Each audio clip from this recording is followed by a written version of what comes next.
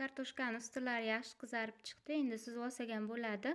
Suzib bo'lgandan keyin yog'ni yana 1-2 minut yaxshilab qizitib olamiz. Go'sht qovurish uchun go'shtni ham solgandan keyin 5-6 minut qizartirib olamiz. Ko'p qovurib olmaymiz.